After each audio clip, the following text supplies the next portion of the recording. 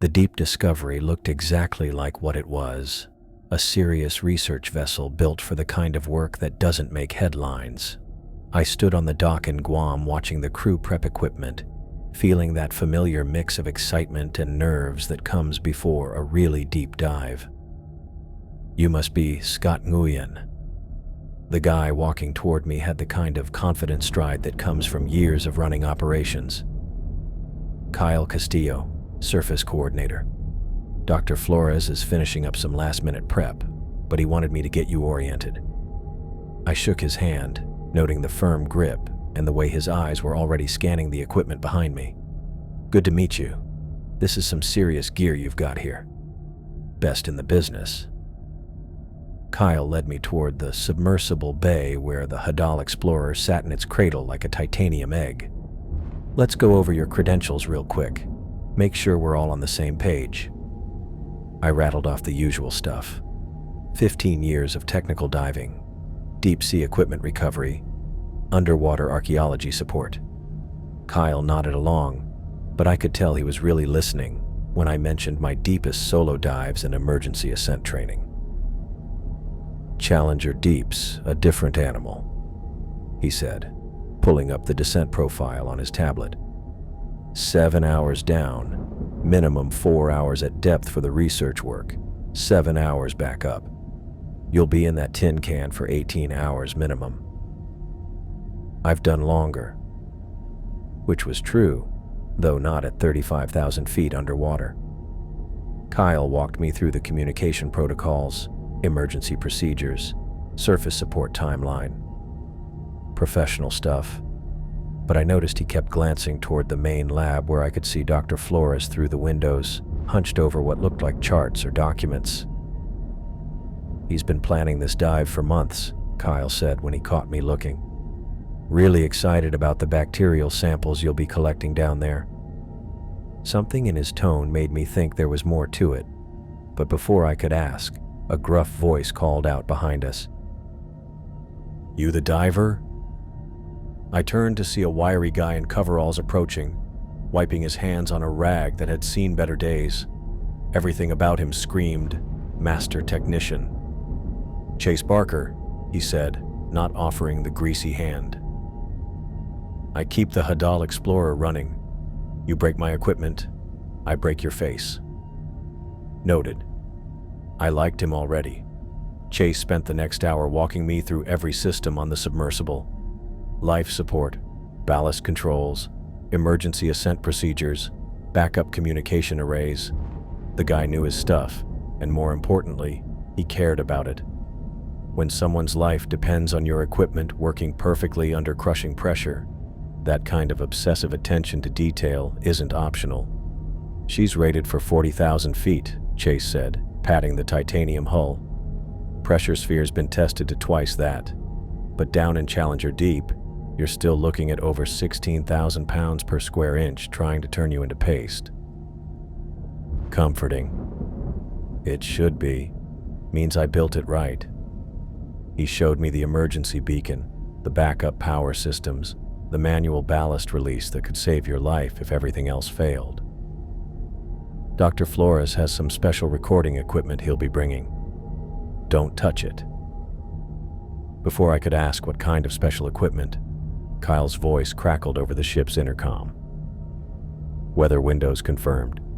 12 hours of calm seas starting at 0600 tomorrow." That gave us the rest of the day for final prep.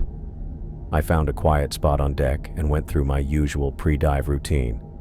20 minutes of breathing exercises and mental preparation that my grandmother had taught me years ago. She'd called it asking the ocean for permission. My rational mind knew it was just stress management, but some habits run deeper than logic. The sun was setting when Dr. Flores finally emerged from the lab. He looked exactly like what you'd expect from a respected oceanographer. Distinguished, competent, carrying himself with the quiet confidence of someone who'd spent decades studying the planet's most remote places. "Scott, thank you for joining us." His handshake was firm, his smile genuine. "I've reviewed your diving record. Impressive work, Thanks. Kyle mentioned you're after bacterial samples? Extremophiles, organisms that thrive in conditions that would kill everything else. Dr. Flores glanced around, then lowered his voice slightly. There are theories about what might exist at maximum depth. Life forms that could change our understanding of biology itself.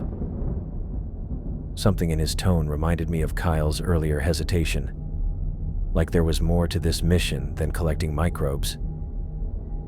I've brought some specialized recording equipment, Dr. Flores continued. Very sensitive instruments for documenting whatever we encounter down there. Encounter?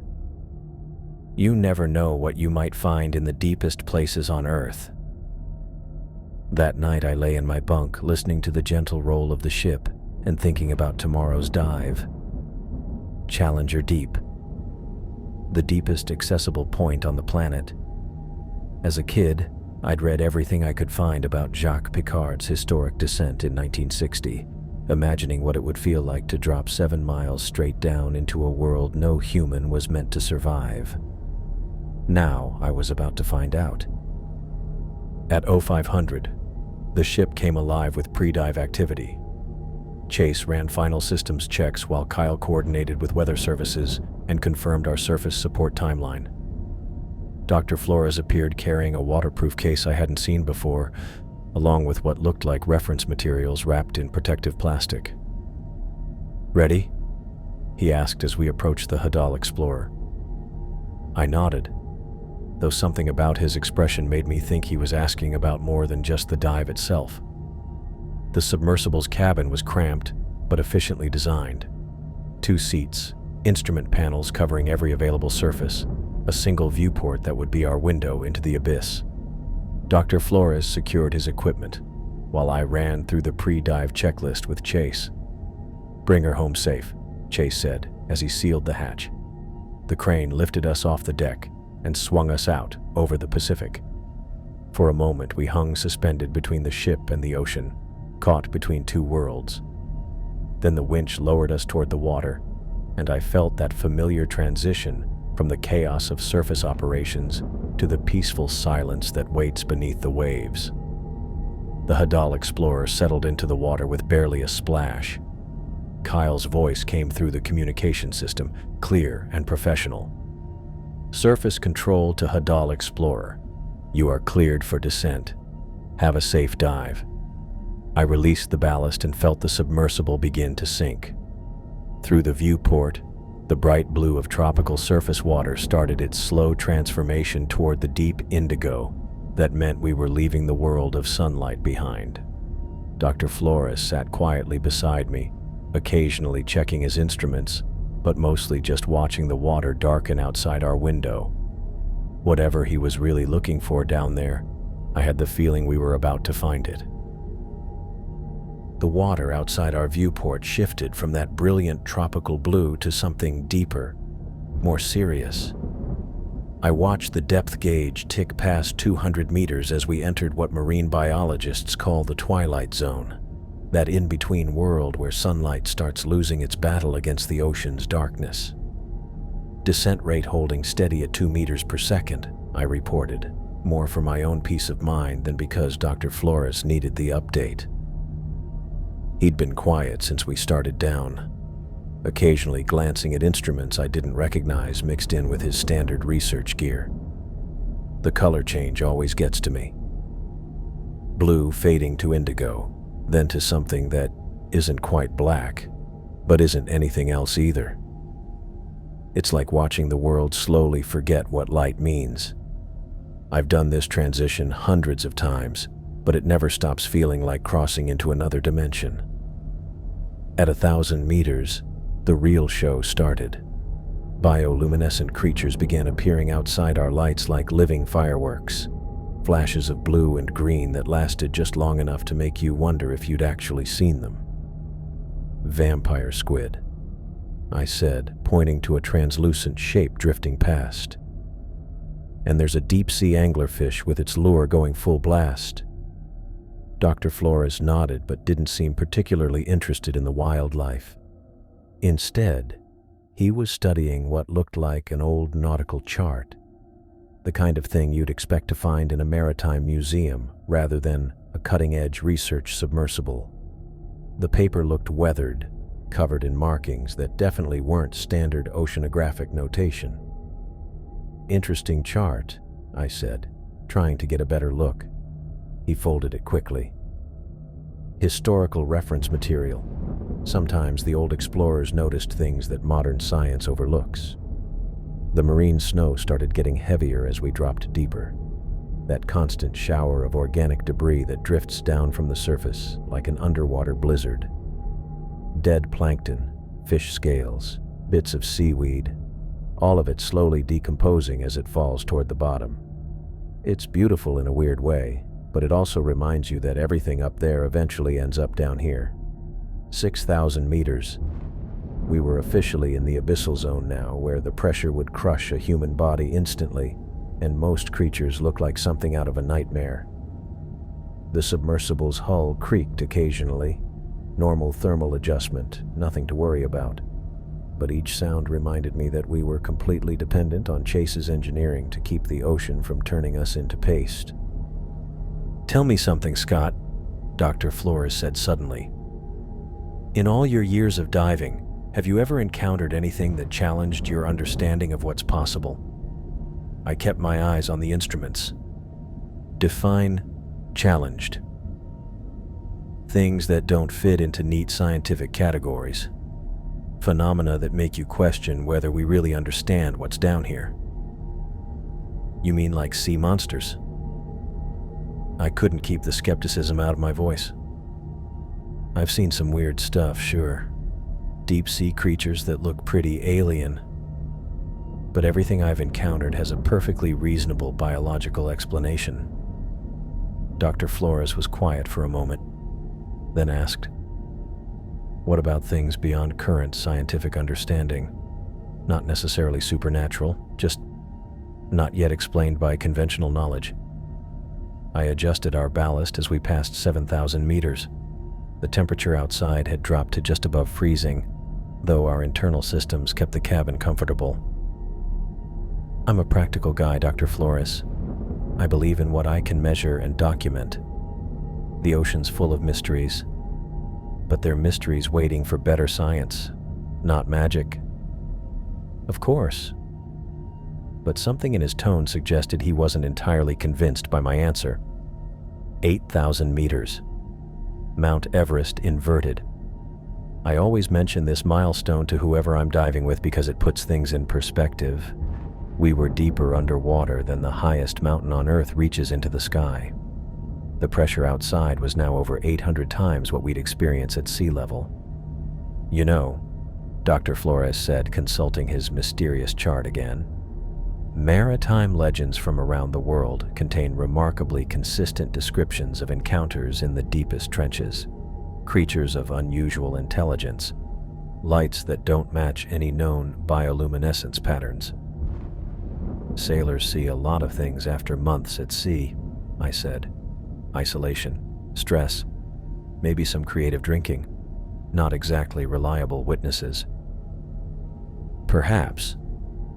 He made a note on the chart. "But what if some of those legends contained fragments of truth? What if the deepest parts of our ocean hold secrets that predate human civilization?" I glanced at him. The guy was a respected oceanographer, not some conspiracy theorist, but he was starting to sound like someone who'd spent too much time reading old sea stories. "Are you expecting to find something specific down there, Dr. Flores?" "I'm expecting to keep an open mind about whatever we encounter." 9,000 meters. The viewport showed nothing but black water and the occasional drift of marine snow caught in our lights. We were approaching the Hadal zone now, the deepest accessible parts of the ocean, named after Hades because that's exactly what it felt like. A descent into the underworld. Dr. Flores checked his chronometer and made another notation on his chart. Whatever he was really looking for down there, I was starting to think it had nothing to do with bacterial samples, but I kept that thought to myself and focused on our descent rate. 2 meters per second, steady as clockwork, carrying us deeper into the abyss. The pressure gauge read 1,012 atmospheres. I did the math automatically. Over 16,000 pounds per square inch trying to crush our titanium sphere into a marble. The Hadal explorer groaned softly around us, metal adjusting to forces that would turn a regular submarine into scrap in milliseconds. Dr. Flores flinched at the sound. "Is that normal?" "Completely." I kept my voice steady, though I noticed he'd been getting more nervous as we went deeper. Weird for an experienced oceanographer. The hull's designed for this. Chase knows his business. We were officially in the Hadal zone now, the deepest accessible part of the ocean, named after the underworld, because that's exactly what it felt like. No sunlight had ever touched this water. The temperature outside hovered just above freezing, and the darkness was so complete that our light seemed to carve out a tiny bubble of existence in an infinite void. "Surface control, this is Hadal Explorer," I radioed up to Kyle. "Depth 15,000 meters, all systems nominal. Estimate arrival at target depth in 90 minutes. The response took longer than usual to come back. "Copy that, Hadal Explorer. Weather holding steady up here. You're looking good from our end." I watched a school of snailfish drift past our viewport, translucent, ghostly things that looked more like floating tissue paper than actual vertebrates. They were the deepest living fish on Earth, perfectly adapted to pressures that would liquefy anything from the surface world. "Remarkable," Dr. Flores murmured. But he wasn't looking at the fish. He was checking his chronometer again, the third time in 10 minutes.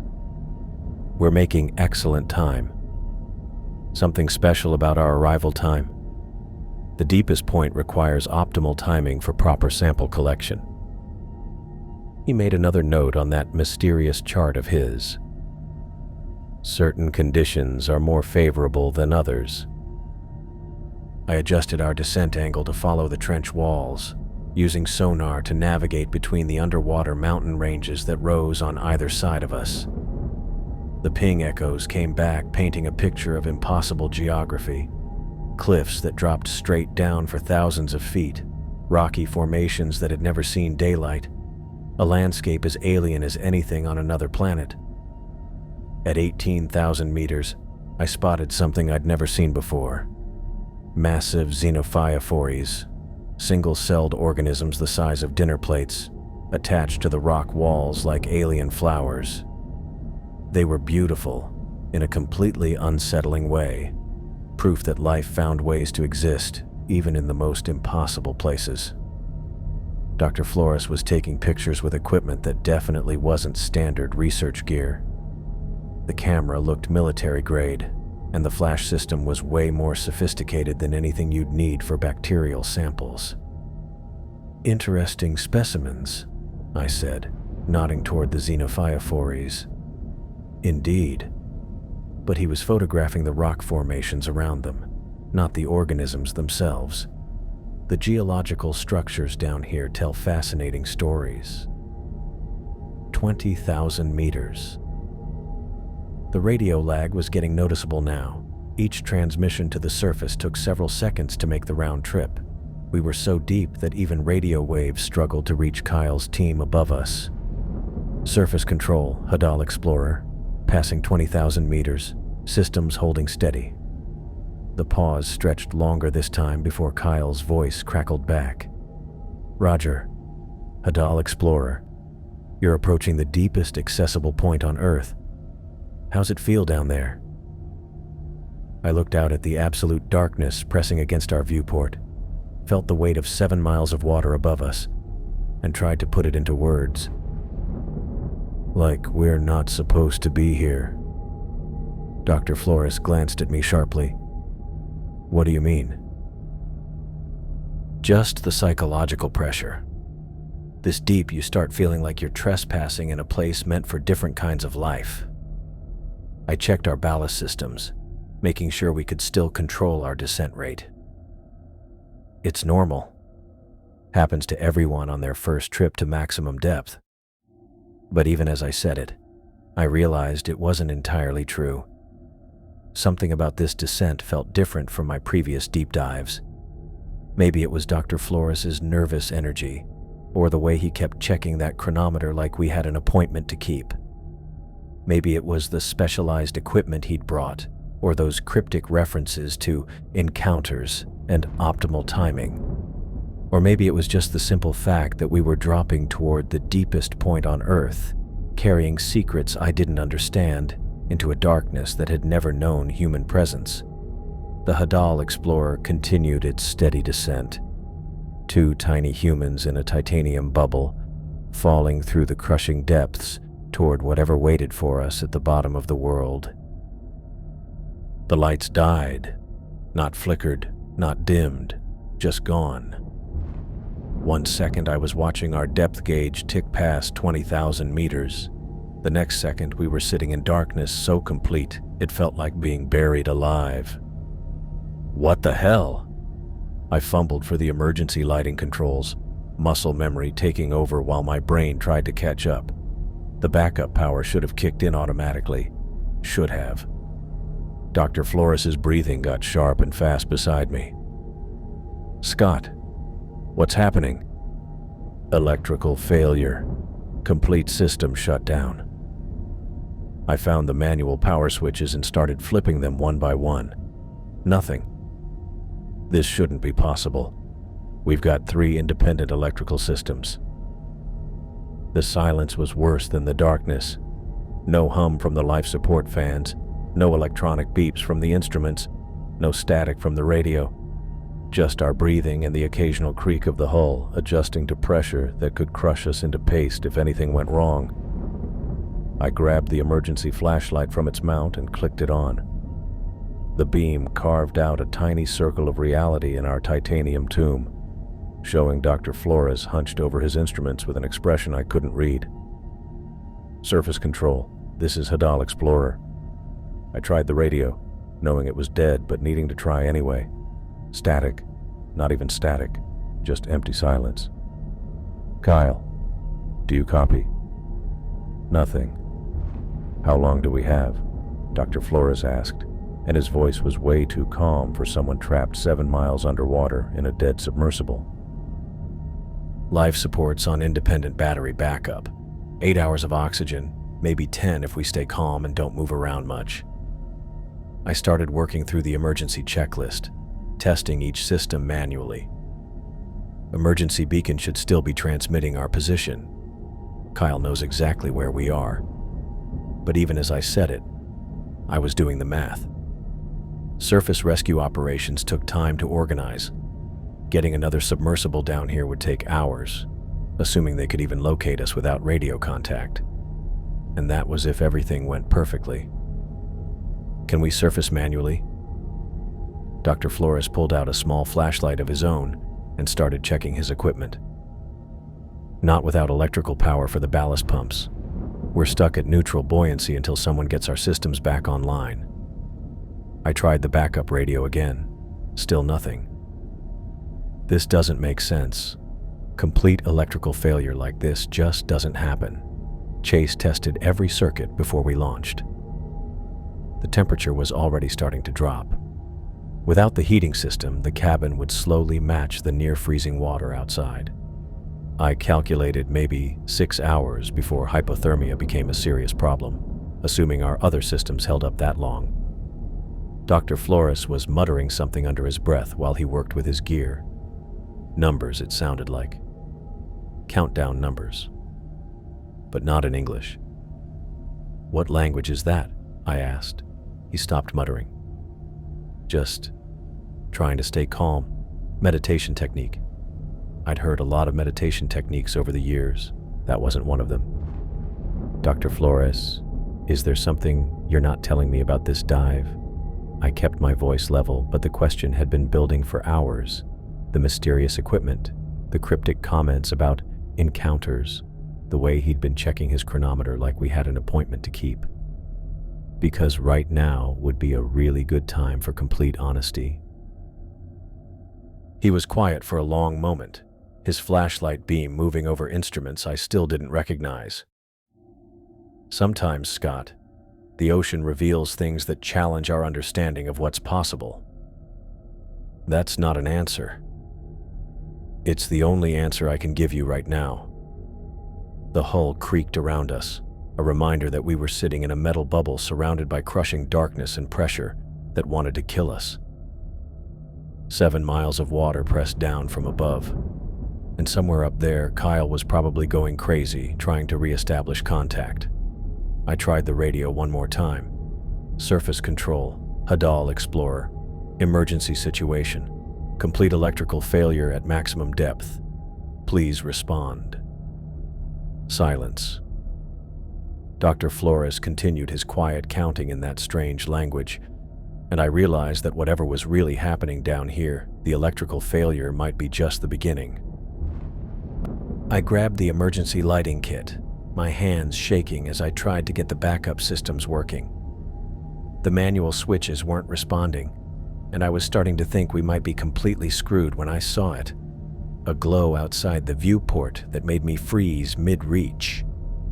In 20 years of deep-sea diving, I'd never seen anything like it. The light was golden, not the usual blue or green bioluminescence you'd expect from creatures down here. And it was way too bright, way too intense, like someone had dropped a floodlight into the abyss. I pressed my face against the viewport, squinting into the murky water beyond our dead lights. Something huge moved past the window, bigger than anything I'd ever encountered in the deep ocean.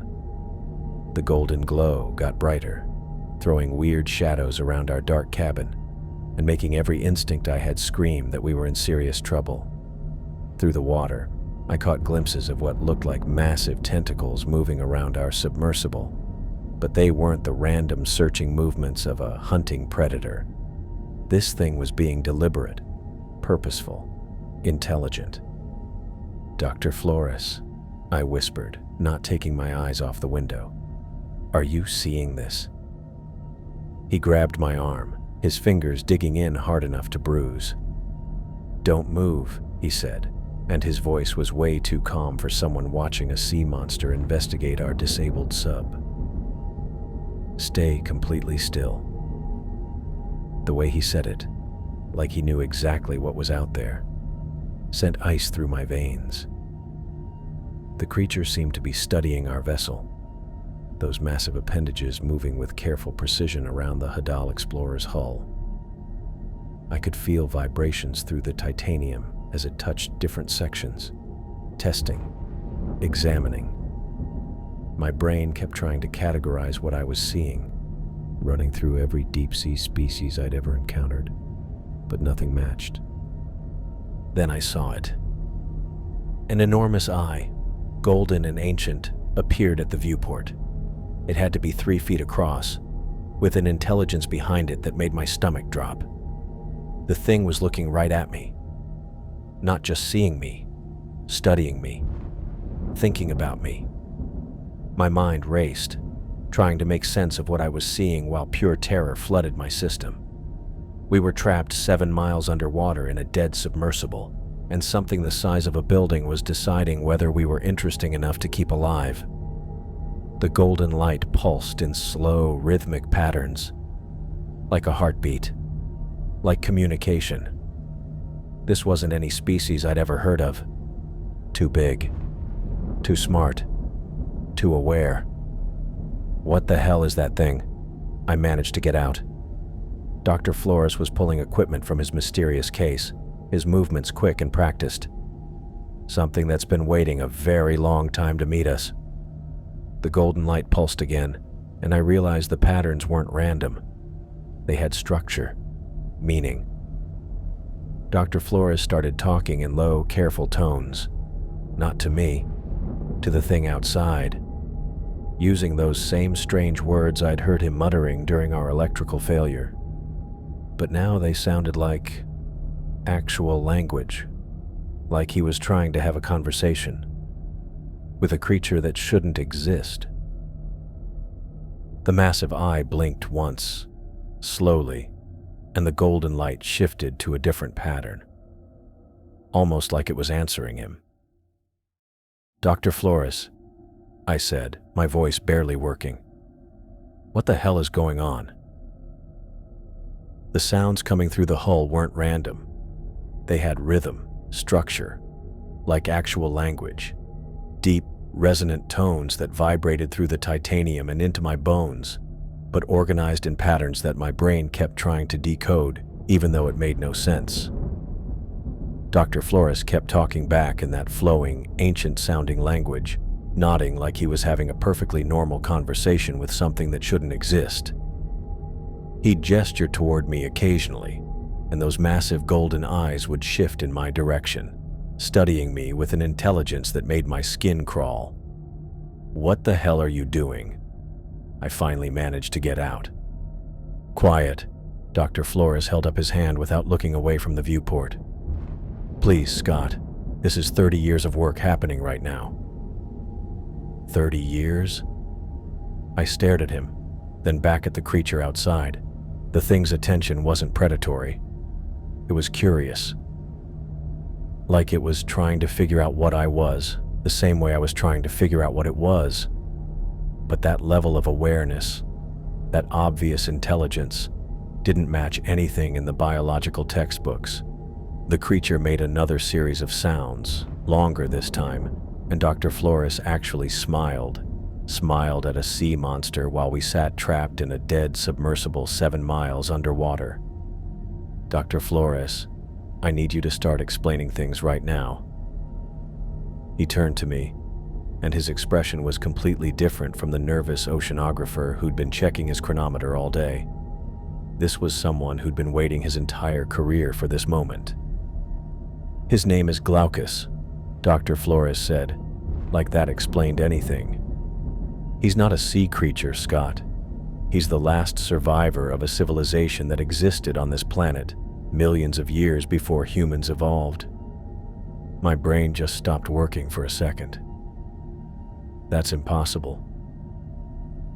"Look outside and tell me what's impossible." The golden light pulsed in slow, deliberate patterns while those enormous eyes stayed fixed on our viewport. The creature, Glaucus, made another series of sounds, and Dr. Flores responded in that strange language, pointing at me again. "You're telling me that thing is... what? An alien?"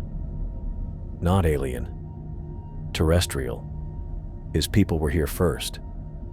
Dr. Flores pulled out one of his mysterious charts, and I could see it was covered in symbols that definitely weren't human writing. The Glaucan civilization. I've been studying fragments of their history for decades, broken references in ancient maritime texts, anomalous artifacts from deep ocean core samples, linguistic patterns that don't match any known human language family. I looked back at Glaucus, trying to process what Dr. Flores was saying. The creature's massive form moved with purpose, intelligence, awareness. Not like any animal I'd ever encountered. How is this meeting even happening? You can't just plan to run into something like this. I didn't plan it exactly. Dr. Flores was making notes while he talked, documenting everything. But I've been searching for evidence of Glaucan survivors for years. Certain deep trench locations, specific geological formations, patterns in the archaeological record. Challenger Deep was always the most likely place.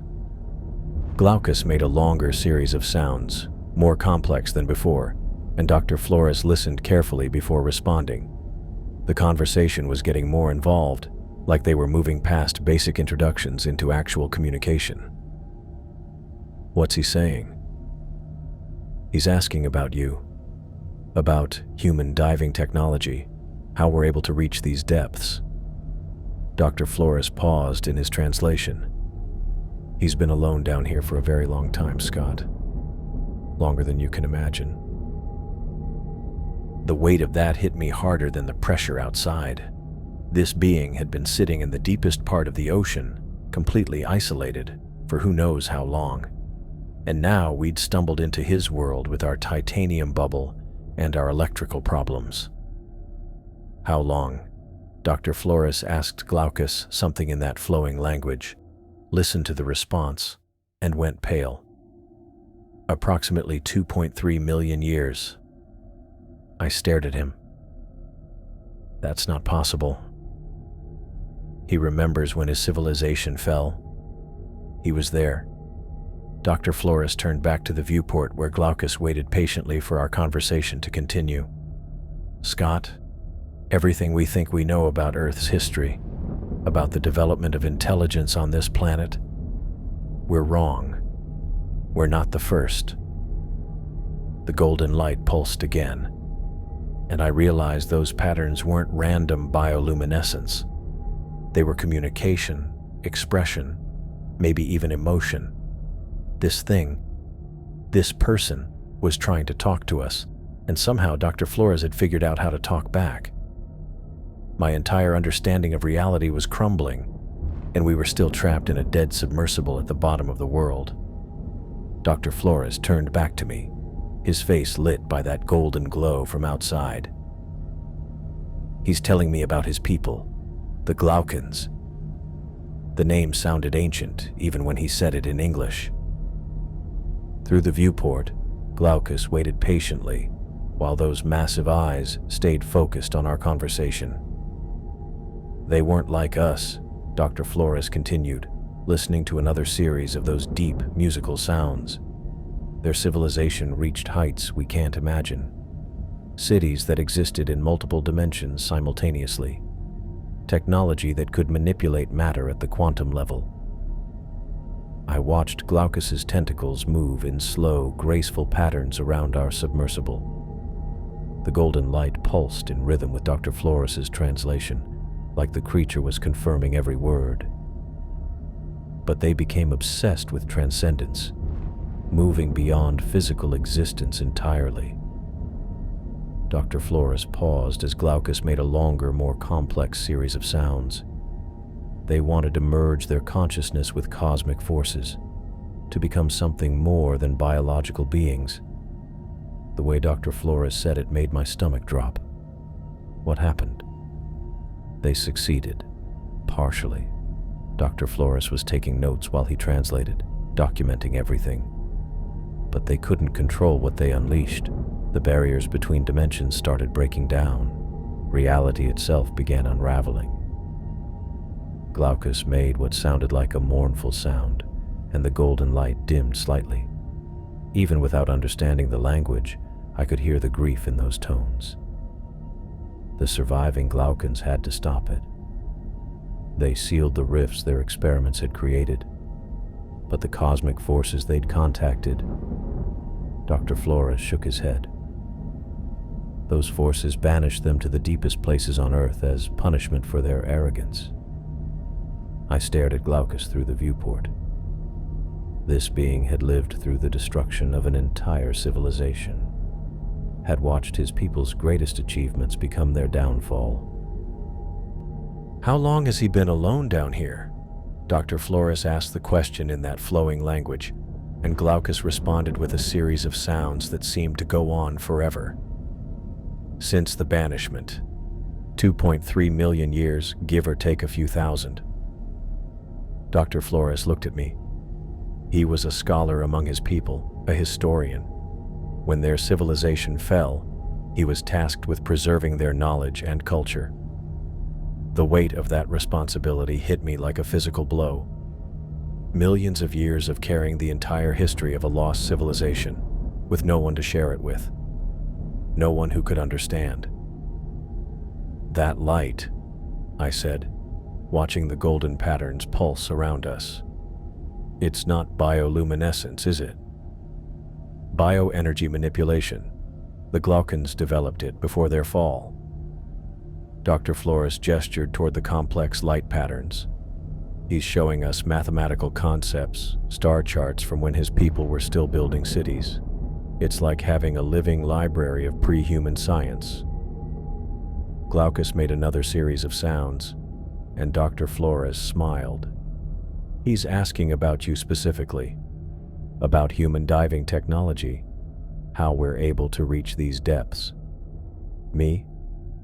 He's been watching human civilization develop from down here. Occasional observations when he ventures closer to the surface. He's curious about individual humans who choose to explore the deep ocean. Dr. Flores listened to more sounds from Glaucus. He wants to know what drives you to seek out the deepest places.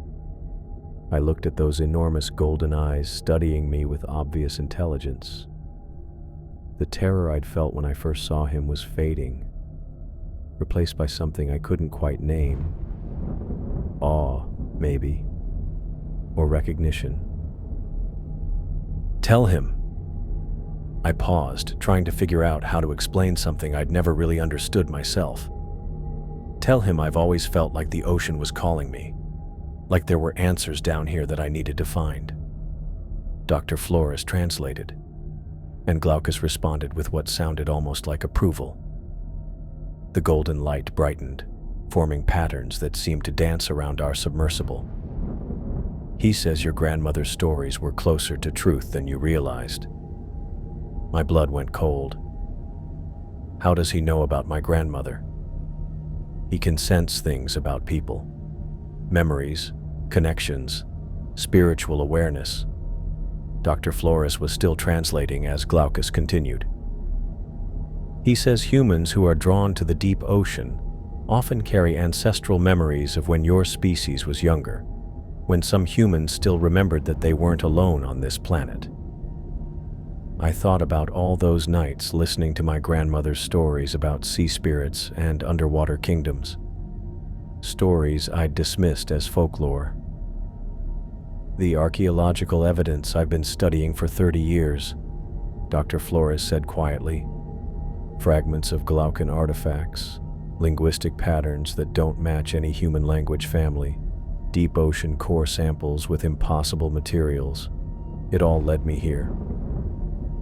Glaucus made a sound that seemed almost like laughter, and the golden light formed new patterns. "He says he's been leaving clues for decades, hoping someone would eventually piece them together, hoping someone would come looking." Dr. Flores looked at me. "He's been alone for longer than human civilization has existed, Scott. Can you imagine that kind of isolation?" I couldn't. The idea of carrying the entire history of a lost world with no one to share it with, no one who could understand what you'd lost. And now we'd stumbled into his world with our titanium bubble and our electrical problems. "Is that why our systems failed? Did he do that?" Dr. Flores asked, and Glaucus responded with a longer explanation. "He influenced our electronics, yes, but not to harm us. He needed us to stop moving, to stay in one place long enough for proper communication." Dr. Flores paused. "He's been trying to make contact for years, but human technology moves too fast through his territory. This was his chance." I looked around our dead submersible, then back at Glaucus. We were 7 miles underwater, completely dependent on this ancient being's goodwill, and somehow that didn't scare me anymore. "What does he want from us?" The question prompted the longest response yet from Glaucus, with Dr. Flores listening intently and making rapid notes. "He wants to share what he knows, the history of his people, their achievements, their mistakes." Dr. Flores met my eyes. He wants to make sure that when human civilization reaches the same level of advancement, we don't repeat the errors that destroyed the Glaucans. The golden light pulsed in slow, steady rhythms, and I realized I was looking at something beyond my wildest imagination. Not just a survivor of a lost civilization, but a teacher. A guardian of knowledge that could change everything humans thought they knew about our place in the universe. "How much time do we have?" Dr. Flores checked his chronometer, then asked Glaucus something. The response made him frown. "He can restore our power whenever we need to leave." "But Scott," Dr. Flores looked at me seriously. "This might be the only chance anyone gets to learn directly from a Glaucan historian, the only opportunity to preserve this knowledge before it's lost forever." I thought about Kyle and Chase and James Cook, probably working frantically on the surface to figure out how to rescue us. I thought about our oxygen supply and the cold seeping into our cabin. Then I looked at Glaucus, waiting patiently in the golden light, carrying the memories of an entire civilization that had risen and fallen before humans even existed. Ask him to keep talking. The golden light shifted into patterns so complex, they made my eyes water trying to follow them. Geometric shapes that folded in on themselves, mathematical relationships that seemed to exist in more dimensions than I could process. Dr. Flores was scribbling frantically in his notebook, trying to capture what Glaucus was showing us. "He's describing their cities," Dr. Flores said, his voice filled with wonder. "Scott, they didn't just build on the ocean floor. They had floating cities in the upper atmosphere, connected by energy bridges that spanned continents." Glaucus made a series of sounds that rose and fell like music, and the light patterns changed to show what looked like star maps. But the constellations were all wrong, arranged in ways I'd never seen. "That's Earth's sky from 2 million years ago," Dr. Flores translated. "Before continental drift changed the positions of the land masses. He's showing us what the planet looked like when his people were at their peak." I pressed closer to the viewport, watching those impossible light displays. "How advanced were they?" Dr. Flores asked the question, and Glaucus responded with what sounded like pride mixed with deep sadness. "They could manipulate matter at the molecular level, reshape elements, create new forms of life, even alter the flow of time in localized areas." Dr. Flores paused in his translation. "They built machines that could think, cities that existed in multiple dimensions simultaneously." The patterns shifted again, showing what looked like architectural blueprints for structures that defied physics. Buildings that seemed to exist in several places at once, connected by bridges of pure energy. What happened to all of it? Glaucus's response was longer this time, filled with those mournful tones I was starting to recognize as regret. "They became obsessed with transcendence," Dr. Flores said quietly. "Moving beyond physical existence entirely. They wanted to merge their consciousness with what he calls the cosmic flow, forces that exist between dimensions." The golden light dimmed, and I could hear something like grief in Glaucus's voice as he continued. "They succeeded partially, but they couldn't control what they unleashed." Dr. Flores was writing as fast as he could. The barriers between dimensions started breaking down. Reality itself began unraveling around their cities. I thought about that. An entire civilization so advanced they could reshape matter and time, brought down by their own ambition. They destroyed themselves? Worse, they nearly destroyed everything. Dr. Flores listened to another long explanation from Glaucus. The rifts they created were spreading. If they hadn't been stopped, all life on Earth would have been pulled into dimensional chaos. Glaucus made what sounded like a confession, and the golden light pulsed with something that felt like shame. The surviving Glaucans had to choose. They could try to save themselves, or they could save the planet. Dr. Flores met my eyes. They chose the planet. They sealed the rifts their experiments had created, but the cosmic forces they'd contacted, those forces banished them to the deepest places on Earth as punishment for their arrogance. The weight of that sacrifice hit me hard. An entire civilization giving up everything they'd built to prevent their mistakes from destroying all life on the planet. "How many survived the banishment?" Dr. Flores asked, and Glaucus's response was barely audible. "He doesn't know. The banishment scattered them to different trenches around the world.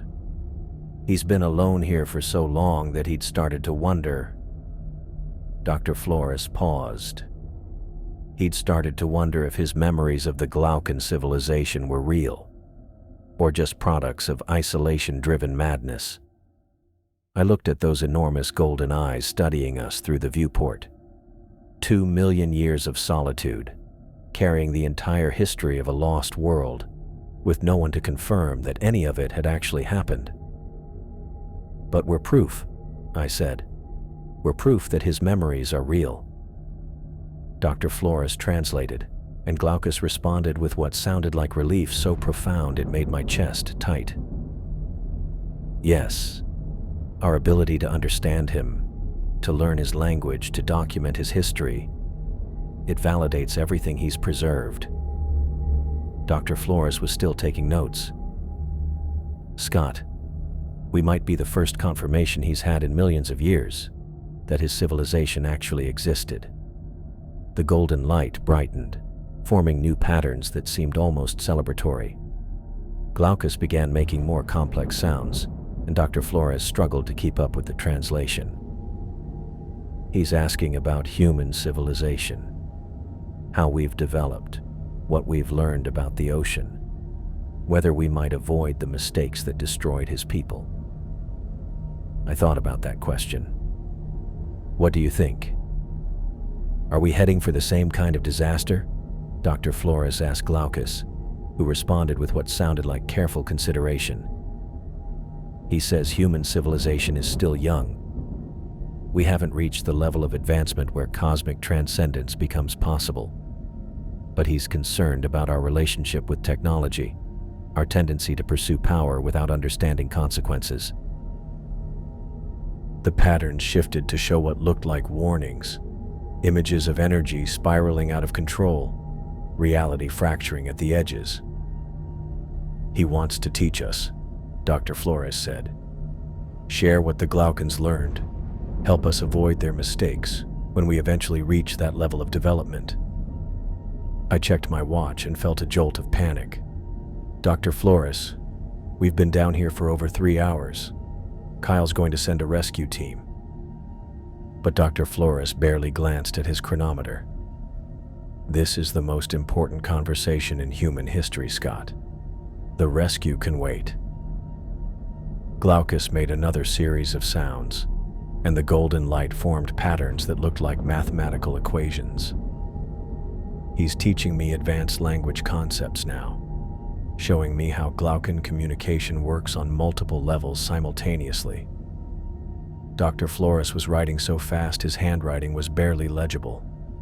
"This is knowledge that could revolutionize human understanding of consciousness, communication, even reality itself." I watched those impossible light patterns dance around our submersible, each one representing concepts that human science hadn't even begun to explore. But part of my mind was calculating oxygen levels, thinking about Kyle and Chase and James Cook, probably working frantically to figure out how to reach us. "Are there others?" I asked. "Other Glaucan survivors in different trenches?" Dr. Flores translated the question, and Glaucus's response was filled with uncertainty. "He believes he's the last, but the ocean trenches are vast, and he's been isolated here for so long that others could exist without his knowledge." Dr. Flores looked up from his notes. "He's willing to share the locations of other deep sites where survivors might be found." The golden light formed what looked like a map of the world's deepest places: the Puerto Rico Trench, the Peru-Chile Trench, the Japan Trench, each location marked with symbols that might indicate Glaucan presence. "Scott, do you understand what this means?" Dr. Flores's voice was shaking with excitement. "We could be looking at a network of ancient survivors, each one carrying pieces of pre-human history, knowledge that could change everything we think we know about Earth's past." Glaucus continued his teaching, showing Dr. Flores more complex language patterns while creating light displays that represented star charts, mathematical concepts, and what looked like blueprints for technologies beyond human understanding. I realized I was witnessing something that would never happen again. the last scholar of a lost civilization sharing millions of years of accumulated knowledge with representatives of the species that had inherited the planet. But I also realized we were running out of time. Our oxygen wouldn't last forever, and somewhere above us, people were probably risking their lives trying to rescue us from what they thought was a simple equipment failure. "Dr. Flores," I said quietly, "we need to think about getting back to the surface." He looked at me like I'd suggested abandoning the greatest discovery in human history, which I guess I had. The lights cut through our darkness like salvation, but all I could think about was what we were about to lose. "Contact established," James Cook's voice crackled through our restored radio. "Deep rescue approaching your position. How are you holding up down there?" Dr. Flores was already moving, shoving his recording equipment and notes into storage compartments with practiced efficiency. The golden glow outside our viewport flickered once, then vanished completely as Glaucus melted back into the shadows beyond our lights. "Just an electrical malfunction," Dr. Flores whispered to me urgently. "Standard power failure, nothing more." I pressed my face against the viewport, searching the darkness for any trace of that ancient presence. Had it really happened? Even with Dr. Flores still clutching his notebook full of translations, the whole encounter felt like something my oxygen-deprived brain might have conjured. "Hadal Explorer. This is Deep Rescue." James Cook's voice came through clearer now. "I'm seeing you on sonar. Connecting power transfer cables now." The familiar hum of our electrical systems coming back online filled the cabin. Lights flickered on, instruments beeped to life, and suddenly we were just two researchers in a submersible again instead of witnesses to the most important conversation in human history. "Power restored," I reported to James, trying to keep my voice steady. "All systems showing green." "Copy that. Kyle's been coordinating rescue operations for the past 4 hours. He'll be relieved to hear you're both okay." 4 hours. We'd been talking with Glaucus for 4 hours, learning about a civilization that existed before humans even evolved, and to everyone else it was just a routine equipment failure. Dr. Flores caught my eye and nodded toward his storage compartment. Whatever he'd recorded down there, whatever proof we had of our encounter, it was safely hidden away. But I could still see those enormous golden eyes in my mind, still hear those deep musical sounds that carried the weight of millions of years. "Beginning ascent," I announced, releasing our ballast. The Hadal Explorer started its slow climb toward the surface, leaving behind the deepest place on Earth and the ancient being who called it home.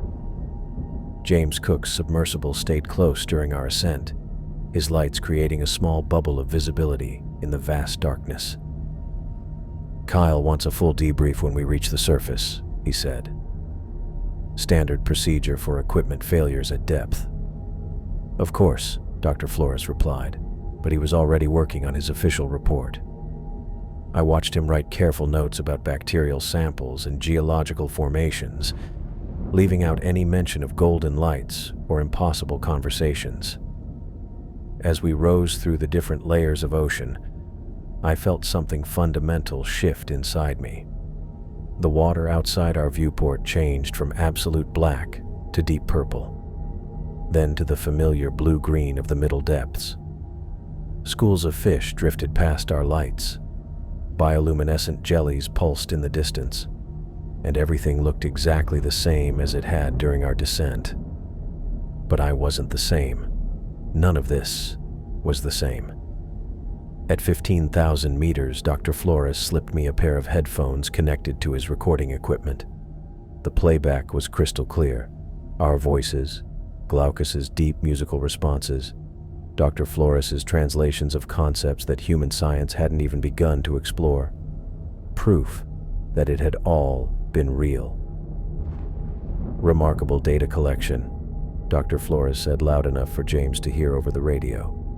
"Beyond anything we expected from the bacterial samples." I almost laughed. Bacterial samples. If only James knew we just documented first contact with a being older than human civilization. That's what makes these deep trench expeditions worthwhile, James replied. Never know what you'll find down there. Never know what you'll find. I stared out at the passing marine snow, thinking about Glaucus alone in the deepest trench, carrying the memories of an entire lost world. How many other secrets were hidden in the ocean's most unreachable places? How many other ancient survivors were waiting in the darkness, hoping someone would eventually come looking? Surface contact in 3 hours, James reported. Kyle's got hot coffee and a full medical team standing by. 3 hours to figure out how to act normal around people who had no idea that everything they thought they knew about Earth's history was wrong. 3 hours to process the fact that I'd just met the last scholar of a civilization that had mastered technologies beyond human understanding, then sacrificed everything to save the planet from their own mistakes. Dr. Flores was still writing in his notebook, documenting everything Glaucus had shared about Glaucan history and the locations of other deep ocean sites where survivors might exist. His handwriting was barely legible, but I could make out references to the Puerto Rico Trench, the Peru-Chile Trench, coordinates for places that might hold more ancient secrets. "Scott," he said quietly, not looking up from his notes. "What we learned down there, it changes everything." I nodded, watching the depth gauge slowly decrease as we climbed toward the surface world, toward Kyle and Chase and everyone else who would see our mission as just another routine research dive with a minor equipment problem. "Are you going to tell them?" "Tell them what?" "That we met a 2-million-year-old historian who's been waiting in the deepest trench for someone to validate his memories of a lost civilization?" Dr. Flores shook his head. "They'd think we suffered nitrogen narcosis or psychological breakdown from the pressure." He was right. Without physical proof, without something tangible that couldn't be explained away, our story would sound like the ravings of researchers who'd spent too long in the deep ocean. "So what happens now?" Dr. Flores closed his notebook and looked at me seriously. "Now we figure out how to use what we've learned, how to honor the trust Glaucus placed in us by sharing his people's history." The radio crackled with Kyle's voice from the surface. "Deep rescue, Hadal Explorer. This is surface control. Weather's holding steady, seas are calm. Looking forward to having you both back topside." "Copy that, Kyle," I replied. "Looking forward to being back." But even as I said it, part of me was already planning to return. Glaucus had shown us star charts from 2 million years ago, shared mathematical concepts that could revolutionize human understanding of reality itself. He'd offered to teach us about technologies that could reshape matter and manipulate time. And he'd done it all while carrying the loneliness of being the last survivor of his entire civilization. "Mission accomplished," James reported to the surface team. "Simple power restoration. Everything's running smooth now. Simple power restoration." I wanted to laugh at how routine he made it sound. If only he knew that we'd just completed the most important first contact in human history, 7 miles underwater, in a place where no human was supposed to survive. As we continued our ascent toward the surface world, I realized that my life had just divided into 2 parts: before Glaucus and after. Everything I thought I knew about the ocean, about Earth's history, about humanity's place in the universe, all of it had changed in the span of a few hours. The golden light was gone, hidden again in the deepest places, where ancient secrets waited for someone brave enough to seek them out. But the memory of those enormous eyes studying me with impossible intelligence, the sound of that musical language carrying the weight of millions of years, that would stay with me forever. We were heading back to the surface, back to the normal world where people believed humans were Earth's first intelligent species. But I knew better now. And somehow, I knew this was just the beginning. The medical team cleared us both within an hour of reaching the surface, but I couldn't shake the feeling that I was lying to everyone just by sitting there acting normal. Kyle ran through his standard post-dive checklist, asking about equipment performance and system reliability, while I nodded and gave him the responses he expected to hear. Power restoration went smoothly once James got the transfer cables connected, I told him, watching Dr. Flores across the deck as he organized his sample containers. Just one of those electrical gremlins that happens sometimes at extreme depth. Kyle made notes on his tablet, completely satisfied with that explanation. Why wouldn't he be? Equipment failures were routine in deep-sea operations, and our rescue had gone exactly according to protocol. He had no reason to suspect that we'd spent 4 hours talking with a being older than human civilization. Chase appeared at my shoulder, wiping grease off his hands with a shop rag. I'll want to run full diagnostics on the Hadal Explorer's electrical systems before we dock in Guam, he said. Can't have power failures like that happening again. Good idea, I managed, though I knew his diagnostics wouldn't find anything wrong. How do you explain to a master technician that your equipment was disabled by a 2-million-year-old entity who wanted to have a conversation? Dr. Flores caught my eye from across the deck and nodded toward the main lab. I followed him inside, where he was already pulling his real notes from their waterproof storage case. The official reports he'd filed with Kyle talked about bacterial samples and geological formations, but the notebook he opened now contained detailed translations of Glaucan language patterns and star charts from before continental drift. Look at this, he said quietly, showing me sketches he'd made of the light patterns Glaucus had created. These mathematical relationships don't match anything in human science. The geometric progressions alone could revolutionize our understanding of dimensional physics. I stared at the drawings, remembering how those golden lights had made my eyes water trying to follow their complexity. Dr. Flores, what are we supposed to do with this? Who's going to believe us? He closed the notebook and looked at me seriously. No one. That's exactly the point, Scott. The scientific community would never accept what we experienced without physical proof, and Glaucus made it clear that his people stay hidden for good reasons. Through the lab windows, I could see Kyle coordinating with the navigation team, Chase running his equipment checks, everyone going about their normal duties. They had no idea that everything they thought they knew about Earth's history was completely wrong. So we just keep it secret? Pretend it never happened? We honor what Glaucus shared with us, Dr. Flores said. For 30 years, I've been collecting fragments of evidence that mainstream archaeology ignores or explains away. Anomalous artifacts from deep ocean core samples, linguistic patterns that don't match any known human language family, maritime legends that are too consistent across different cultures to be coincidence. He pulled out a folder filled with photographs and research papers. This is a piece of carved stone recovered from a depth of 35,000 feet in the Peru-Chile Trench. The symbols match what Glaucus showed us. This is a sonar image from the Puerto Rico Trench that shows geometric structures on the ocean floor that don't match any known geological formations. I examined the evidence, seeing patterns that I never would have recognized before our encounter. You think there are others? Other Glaucan survivors?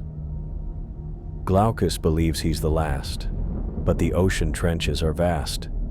He's been isolated in Challenger Deep for so long that others could exist without his knowledge. Dr. Flores spread out what looked like a world map marked with coordinates. These are the locations he indicated might hold survivors or artifacts, the deepest, most remote places on the planet. The implications hit me like a physical weight. We're talking about a global search for an ancient civilization that officially doesn't exist. Exactly, which is why I need your help, Scott. He met my eyes. I'm putting together a research foundation, completely separate from any academic institution. Private funding, advanced equipment, expeditions to places that mainstream science won't touch.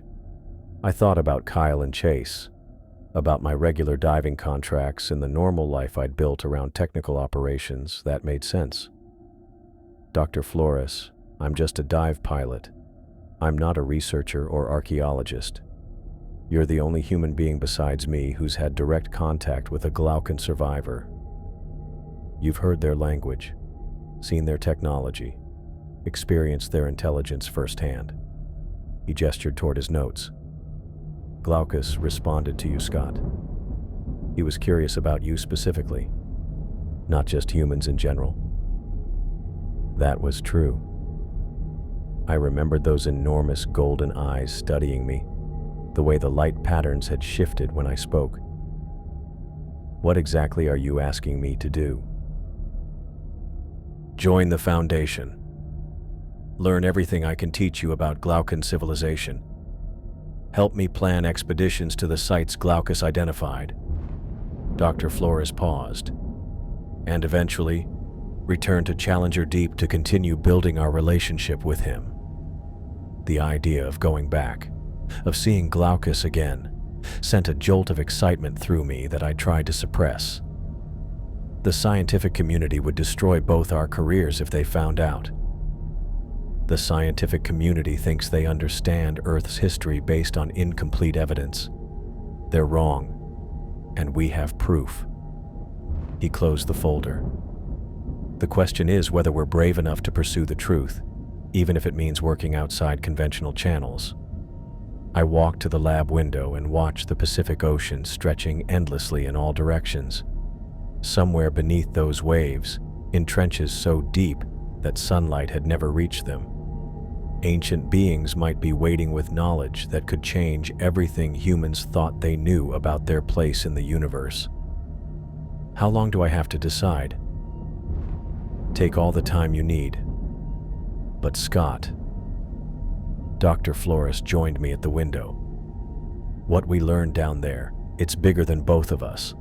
Glaucus trusted us with the history of his entire civilization.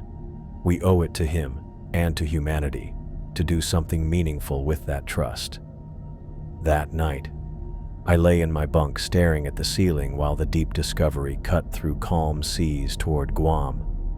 Every time I closed my eyes, I saw those golden light patterns dancing with mathematical precision, heard those deep musical sounds that carried the weight of millions of years. Kyle knocked on my door around midnight. "You okay in there? You've been pretty quiet since the rescue." "Just tired," I called back. "Long day." "Yeah, equipment failures at that depth can really mess with your head. Get some rest." Equipment failures. If only it were that simple.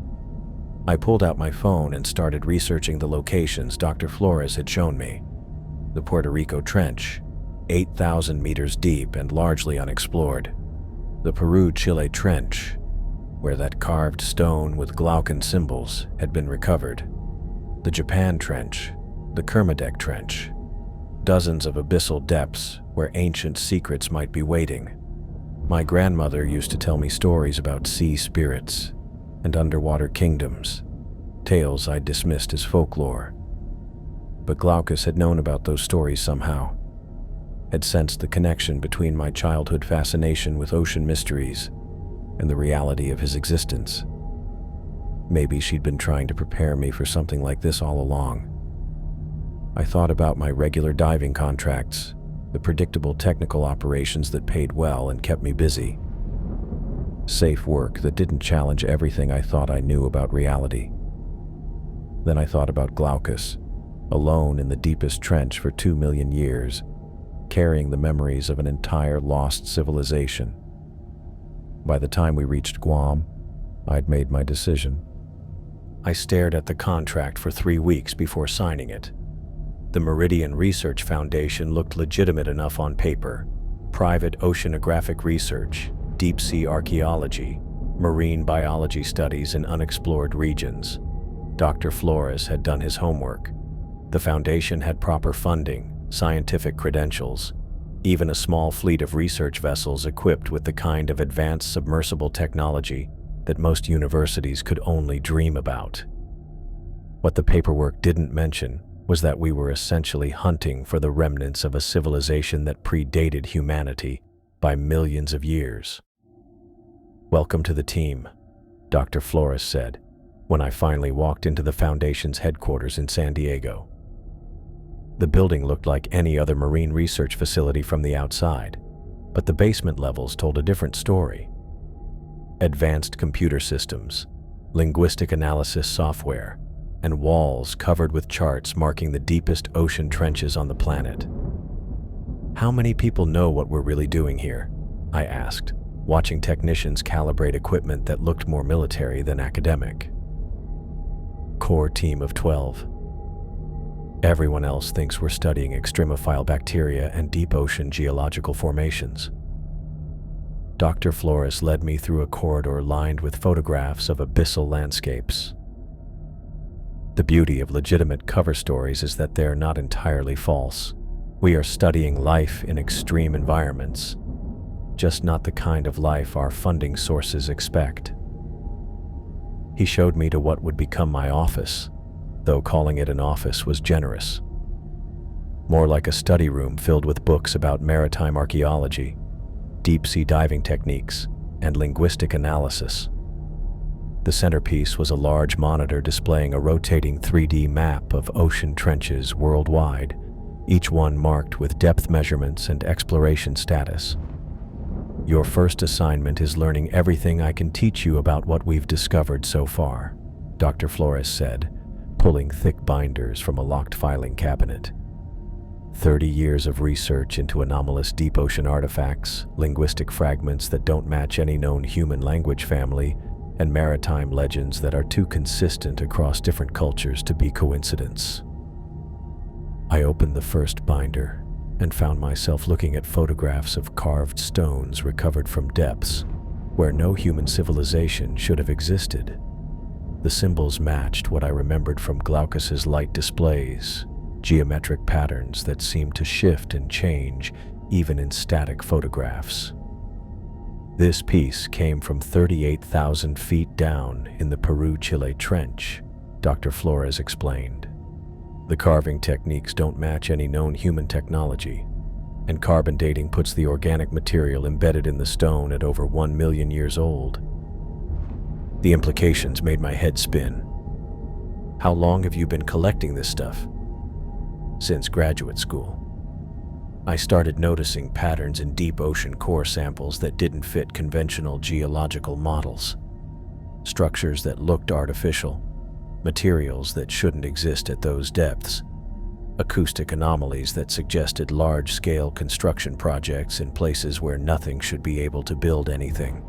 He showed me sonar images from various trenches, geometric shapes on the ocean floor that looked too regular to be natural formations, acoustic signatures that resembled architectural blueprints more than random geological features.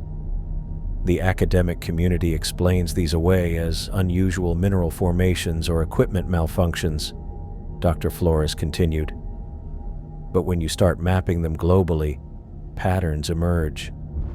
The deepest trenches all show similar anomalies, always at maximum depth, always in locations that would be perfect for hiding something you didn't want found." I spent the next month immersing myself in Dr. Flores's research. Ancient maritime texts from Polynesian cultures described teachers from the deep places who shared knowledge about navigation and ocean currents. Norse sagas mentioned encounters with wise ones beneath the waves who spoke in musical languages.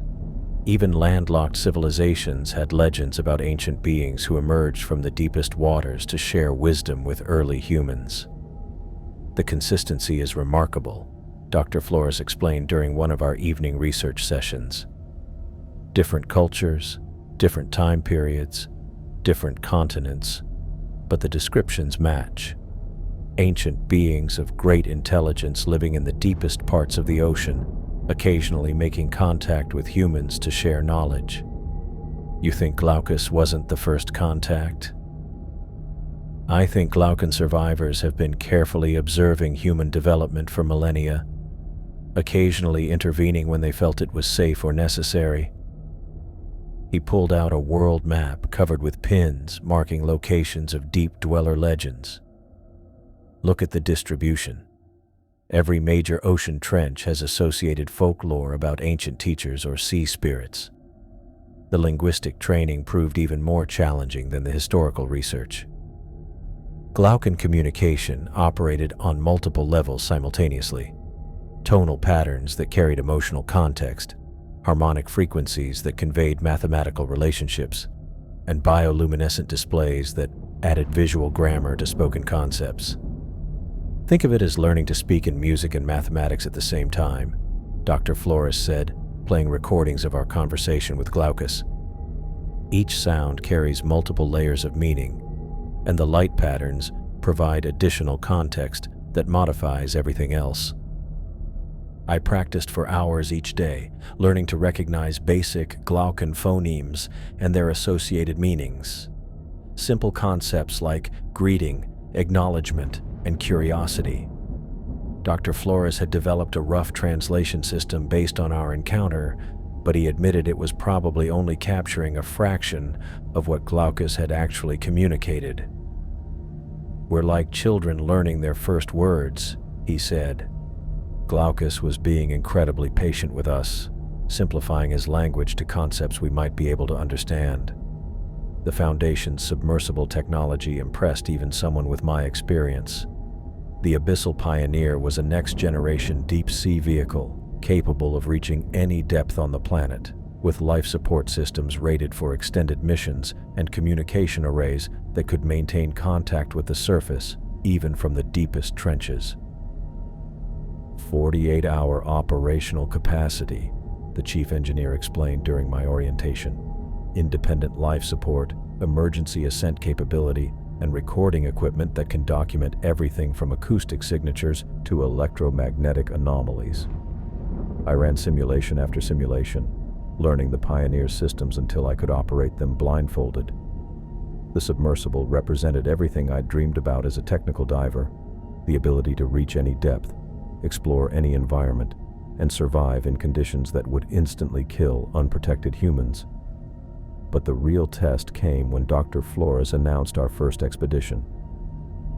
"Puerto Rico Trench," he said, spreading charts across the conference table. 28,000 feet deep, largely unexplored, and home to some of the most interesting acoustic anomalies we've recorded. The team gathered around the charts looked like any other research expedition: marine biologists, geological specialists, equipment technicians. Only Dr. Flores and I knew we were actually searching for evidence of ancient civilization. Primary mission objectives include deep water sample collection, geological survey, and acoustic mapping of the trench floor, Dr. Flores announced. Secondary objectives involve investigation of unusual sonar contacts and documentation of any anomalous findings. I studied the dive profiles, calculating descent times and operational windows. 28,000 feet meant over 14 hours of travel time just to reach the bottom, with limited time for actual exploration before beginning the long ascent back to the surface. "What exactly are we expecting to find down there?" asked Dr. Sarah Chen, the expedition's marine biologist. "Hopefully, answers to questions we didn't know we should be asking," Dr. Flores replied. That night, I called my grandmother's number out of habit, before remembering she'd been gone for 5 years. I'd been thinking about her stories more and more since joining the Foundation, wondering what she would have thought about my encounter with Glaucus. She used to tell me that the ocean held memories older than human civilization, that some places in the deep water were sacred to beings who had lived there since before the continents took their current shapes. I'd dismissed those stories as folklore, but now I wondered if she'd been trying to prepare me for something exactly like this. The expedition launched 2 weeks later from a research vessel equipped with the most advanced deep-sea exploration technology available. As we sailed toward the Puerto Rico Trench, I stood on deck watching the Atlantic Ocean stretch endlessly in all directions, knowing that somewhere beneath those waves, ancient secrets waited in the deepest places. Dr. Flores joined me at the rail, his expression mixing excitement with apprehension. "Second thoughts?" he asked. "Just thinking about what we're really doing here," I replied. 3 months ago, I was a technical diver who thought he understood the ocean. Now I'm searching for survivors of a civilization that existed before humans evolved. The ocean's always been full of mysteries, Scott. We're just finally asking the right questions. I thought about Glaucus, alone in Challenger Deep for 2 million years, carrying the memories of an entire lost world. If other survivors existed in the deepest trenches, they'd been waiting just as long for someone to find them. Are we ready for what we might discover down there? Dr. Flores was quiet for a long moment, watching the sun set over the Atlantic. I don't think anyone could be ready for this, but that's never stopped explorers before. As darkness fell over the ocean, I realized that my life had become something I never could have imagined. Tomorrow, I'd descend into one of the deepest places on Earth, searching for evidence of ancient intelligence while pretending to collect bacterial samples. My grandmother would have been proud,